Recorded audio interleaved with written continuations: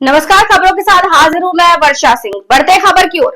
लंबी प्रतीक्षा का हुआ अंत। शांतिपुर विधानसभा सीट को लेकर पिछले कुछ दिनों से चली आ रही अटकलें चरम पर थीं। कौन होगा भाजपा का प्रत्याशी, बड़ा सवाल था।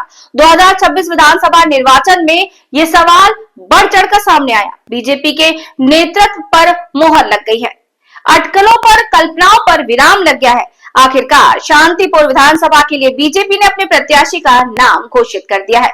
शांतिपुर की गलियों से लेकर चाय की दुकानों तक हर जगह यही सवाल गूंज रहा था, पद्म शिविर के सेनापति कौन बनेंगे? आज पार्टी ने साफ कर दिया, शांतिपुर विधानसभा चुनाव में बीजेपी के प्रत्याशी होंगे स्वपन दास।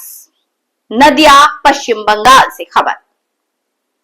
तो কিছু নয়, আমাদের 29 তারিখে, এপ্রিলের 29 তারিখে আমাদের ভোট। সেক্ষেত্রে আমরা এক মাসেরও বেশি সময় পাচ্ছি।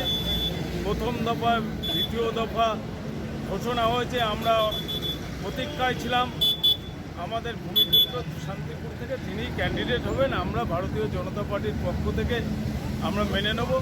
শান্তিপুরের ক্যান্ডিডেট স্বপন দাস হয়েছে, আমরা সকলে মিলেই কাজ করব। কোথাও কি মনে হচ্ছে না কয়েকটা দিন পিছিয়ে পড়লেন আপনারা? না না, একদম পিছিয়ে পড়িনি, আমাদের কাজ চলছে। আমাদের আজকের থেকে কাজ চলছে না, আমরা প্রতিনিয়ত কাজ চলছে। অন্ততপক্ষে এই নির্বাচনী প্রক্রিয়া আমাদের আজ নভেম্বর থেকে শুরু হয়েছে, অর্থাৎ সাংগঠনিক দিক থেকে আমরা কিছুই পিছিয়ে পড়িনি।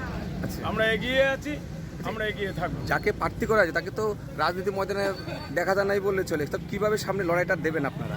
এখন ক্যান্ডিডেট হয়েছেন, রাজনীতির ময়দানে লড়াই তো দিতেই হবে, যেই ক্যান্ডিডেট হোক না কেন।